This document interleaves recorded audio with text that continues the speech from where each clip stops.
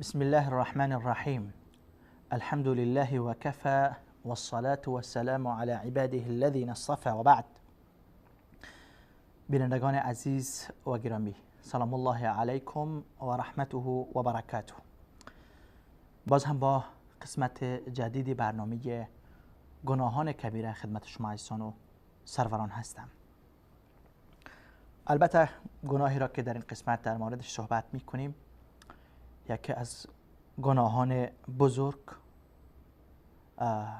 که در قرآن کریم مرتکب این گناه، کسی که این گناه را انجام می دهد او را الله متعال به جنگ و مبارزه دعوت می کند.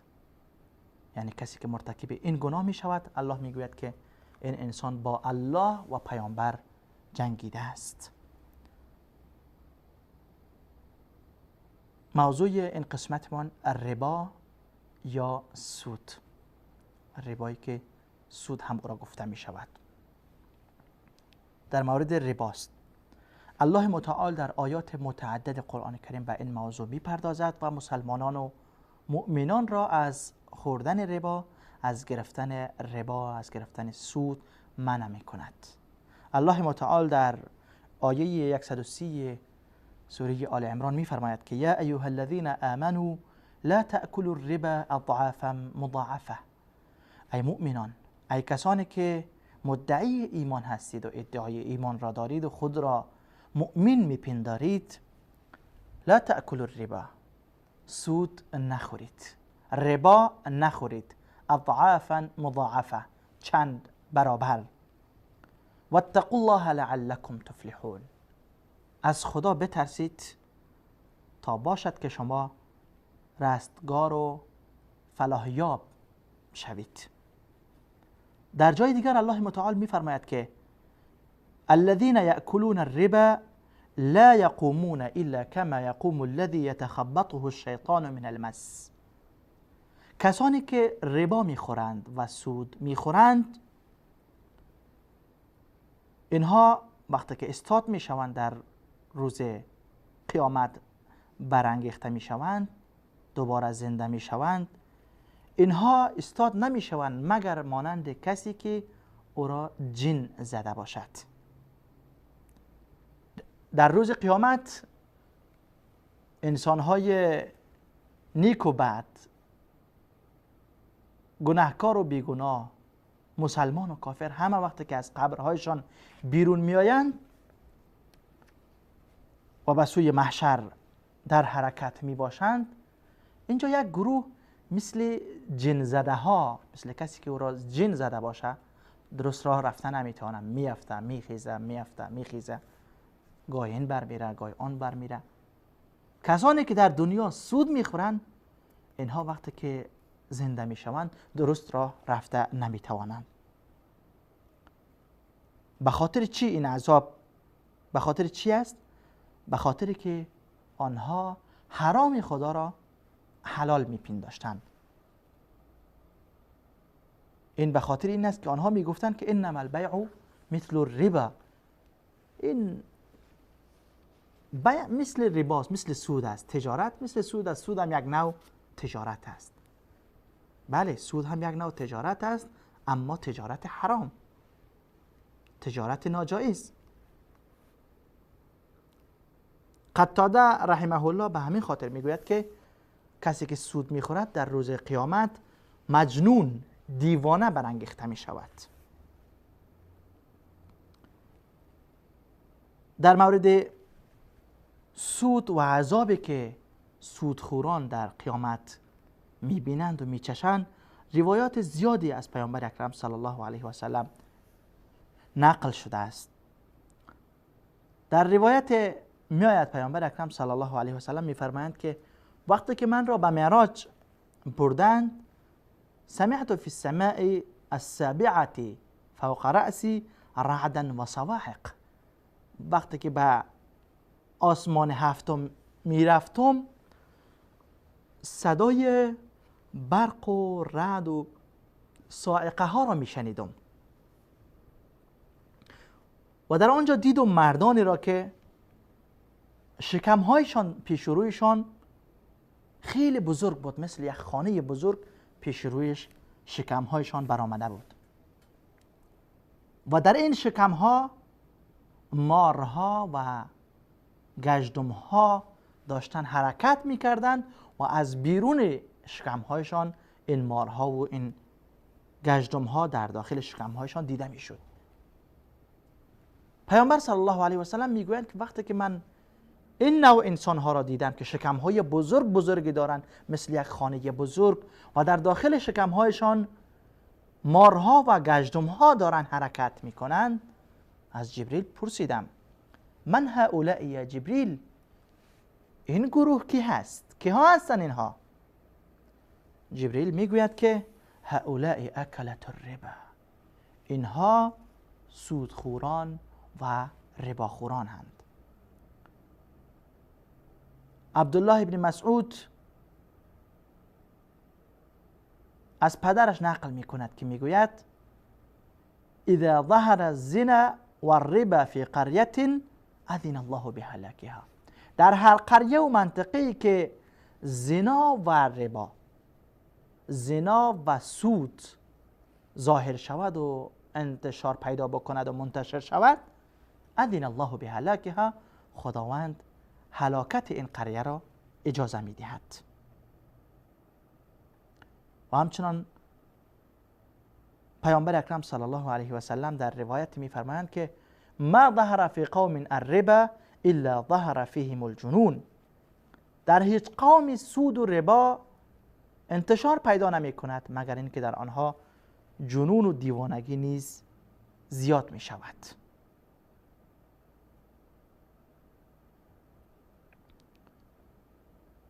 همچنان از پیامبر اکرم صلی الله علیه و سلم روایت شده است که می‌فرمایند اربعة حق علی الله الا یدخلهم الجنه ولا یذیقهم نعیمها.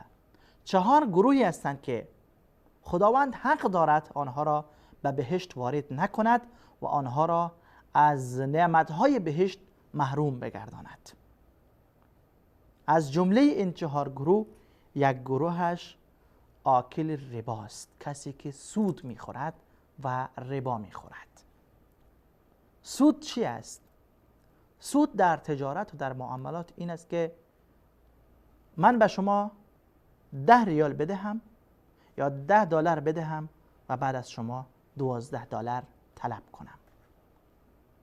من به شما 1 من گندم میدهم و از شما 2 من طلب میکنم.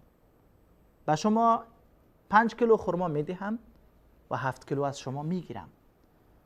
چیزهایی که هم نوع هستند، خرماست، مثلا گندم است، پول است، طلا است، نقره است، چیزهایی که هم رنگ هستند. یک کسی 1 کیلو طلا میدهد و 2 کیلو میگیرد، 100 گرم میدهد و 150 گرم میگیرد. این سود است. این اضافی که میگیره بدون بدل، این سود است. اگر کسی 1 کیلو برنج به کسی میدهد، از او 2 کیلو مثلا میگیرد، این سود است. ولو اینکه یک برنج ارزشش بالا باشه و یک برنج ارزشش پایین باشه. مثلا یک برنج در بازار کیلویش 5 دلار است، یک برنج دیگه کیلوی 10 دلار است. ما حق نداریم که وقتی که برنج 10 دلاری را به کسی میدهیم 1 کیلو برنج 10 دلاری بدهیم و از او 2 کیلو برنج 5 دلاری بگیریم. اگر این کار را کردیم این سود می شود. در زمان پیامبر اکرم صلی الله علیه و سلم یکی از عاملین زکات، عاملین صدقات چنین کاری کرده بود. او به خاطر گرفتن زکات خرماها رفته بود. وقتی که از آنجا خرماها را آورد، خرماهای خیلی عالی بود. پیامبر اکرم صلی الله علیه و سلم فرمودند که آیا کل خرماهای آن مردم همین قسم خرمای عالی بودند؟ این صحابی گفت نه خیر یا رسول الله، خرمای آنها متنوع و مختلف بود. بعضیاش نوع عالی بود، بعضیاش کمی خوب بود، بعضیاش خیلی ردی و پست بود. من از خرماهای ردی که در زکات حساب میشد 2 کیلو دادم، از آنها خرمای عالی 1 کیلو گرفتم. پیامبر اکرم صلی الله علیه و سلم فرمودند نه خیر، این رباست، این سود است. تو باید خرمایی که عالی داشتی یا خرمایی که ردی و پست داشتی میخواستی که در بدل از این عالی بگیری، او را میفروختی در بازار، باز با قیمتی او رفته خرمای عالی میخریدی. پس چیزهایی که هم جنس هستن هم نوع هستن، در تبادل اینها اگر ما کم بدهیم و زیاد بگیریم سود می شود، ولو این که یکش نوع خوب باشد و یکش نوع خراب. اگر نوع فرق میکنه باز اشکال نداره. اگر من 1 کیلو برنج میدم هم از شما 2 کیلو گندم میگیرم، اینجا اشکال نداره و این سود نیست. اگر من به شما 1 کیلو طلا میدهم از شما 4 کیلو نقره میگیرم، اشکال ندارد، این جایز است، چون نوع فرق میکنه، جنس فرق میکنه. یک جنس را تبادل کردن همراه اضافه، این را سود میگویند و این حرام است. یک نوع سود این است و نوع دوم سود هر قرضی که به ما منفعت بیارد او سود است. کسی میاد پیش من به پول نیاز دارد، از من میخواد $100 براش بدهم، میگم من نمیدم. چرا بدم به تو؟ خب میگم به تو پس آن اضافه میتونم $100 برای من الان بده، 1 ماه بعد یا 2 ماه بعد از من $110 بگی. اگر من به این انسان $100 قرض میدهم و 1 ماه بعد یا 2 ماه بعد $110 میگیرم، این $10 که گرفتم سود است، چون من به او قرض دادم و این قرض برای من $10 منفعت میارد که این سود است. خب در مورد سود روایات و وعیدهای شدیدی از پیامبر اکرم صلی الله علیه و سلم نقل شدند. روایت معروفی است که پیامبر اکرم صلی الله علیه و سلم فرمودند الربا 70 بابا، ربا 70 دروازه دارد، 70 موارد دارد، مواردهای مختلفی. اهونها مثل ان ينكح الرجل امه، الله المستعان، اعوذ بالله. ربا، سود 70 دروازه دارد. اندکترین و پایینترین این سود مثل این است که انسان با مادرش زنا کند، العیاذ بالله. ما قبلا در مورد خدمت به پدر و مادر، نیکی با پدر و مادر، با والدین خواندیم که مادر چی هست برای یک فرزند، برای یک طفل چه ارزشی دارد. بعد از الله ما هیچ کسی قریبتر به خود نداریم از مادر. پیامبر اکرم صلی الله علیه و سلم میفرمایند که سود 70 باب و 70 دروازه دارد. اندکترین و پایینترین درجه سود این است که انسان با مادرش زنا کند. از این شما برداشت بکنید که کسانی که امروز مرتکب این جنایت میشوند، سود میخورند، ربا میخورند، سود میگیرند، ربا میگیرند، اینها دارن هر روز با مادرشان العیاذ بالله زنا میکنند. این چقدر جنایت بزرگ، چقدر جنایت وحشتناکی است. البته بعضی ها فکر میکنند که سود خیلی آسان است، انواع و اقسام دارد، میگذرد، یعنی عادی فکر میکنند. اما یاران رسول الله صلی الله علیه و سلم وقتی که این حدیث را از پیامبر اکرم صلی الله علیه و سلم شنیدند که سود 77 دروازه دارد و اندکترین و پسترین آن مانند این است که انسان با مادرش زنا کند، عبدالله ابن مسعود رضی الله عنه چی میفرماید؟ میگوید که اذا كان لك على رجل دين فاهدى لك شيئا فلا تأخذه فانه ربا. الله اکبر. دین پیامبر را، قرآن و سنت پیامبر را یاران رسول الله صلی الله علیه و سلم از همه بیشتر و از همه خوبتر میفهمیدند و بسیار با التزام خاص عمل هم میکردند. عبدالله ابن مسعود رضی الله عنهما میگوید که وقتی که تو بالای یک مرد قرض داشتی، دین داشتی، بالاش پول داشتی، اگر این انسانی که مدیون تو، مقروض تو هست، روزی آمد و به تو چیزی هدیه داد، این هدیه رو نگیری، چون این سود است. الله اکبر. این میخوان این را ببندن کلن. در فکر سود نیستن، در فکر ربا نیستن، اما راهی که به سود و به ربا میرسانه اصحاب رسول الله میخوان این را ببندن. وقتی که تو بالای کسی دین داری و قرض داری، او برای تو هدیه پیشکش میکند. هدیه به خاطر چی میدهد؟ حتما به خاطر این است که تو را مهلت بده، به خاطر قرض و دینی که بر او داری طلبگار او نشوی به زودی. عبدالله بن مسعود میگوید که این هدیه را نباید بگیری، اگر گرفتی این سود است. از حسن بصری رحمه الله شبیه این نقل می شود که میگوید اذا كان لك على رجل دين فما اكلت من بيته فهو سحت. وقتی که تو بالای یک مرد دین داشتی و قرض داشتی، چیزی به او داده بودی، از او چیزی طلبگار بودی، اگر رفتی به خانه از او غذای خوردی، این غذا سحت است، این حرام است. چرا؟ چون شبهه است. مبادا او انسان مدیون و انسانی که مقروض است، تو بر او قرض داری و از او طلبگار هستی، به خاطر همان قرضت که مهلتی برای او داده باشی یا با او آسانی بکنی، او در بدل همان قرض به تو غذا میدهد. این غذا حرام است میگوید حسن بصری رحمه الله. و حدیث معروف پیامبر اکرم صلی الله علیه و سلم است که کل قرض جر نفعا فهو ربا.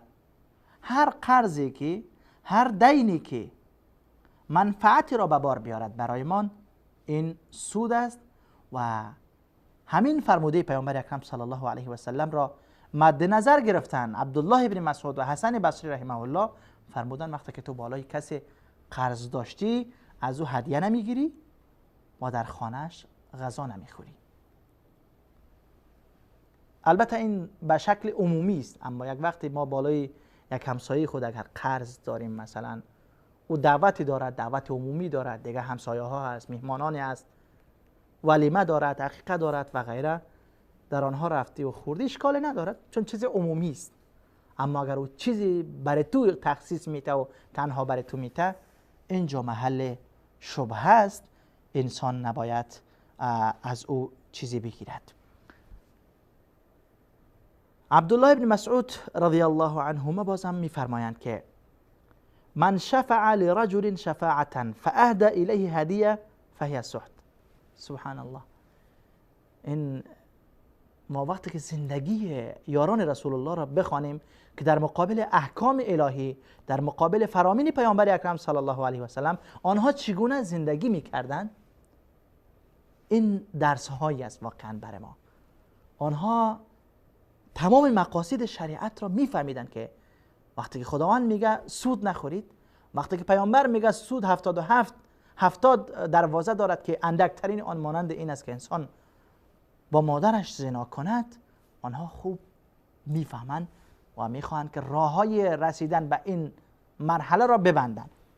عبدالله بن مسعود میگوید که اگر مرد برای مرد سفارش کرد، سفارش هم میفهمین، سفارش میکند نزد کسی، در این روزها که عام است این سفارش، ما شما میبینیم در دوایر حکومتی یک جای کار ما بند است، بیش یک کسی کار ما بند است، خب حرف ما را اونجا نمیشنوند، ما میریم دنبال کسی دیگه که سفارشی بکنند برای ما اونجا.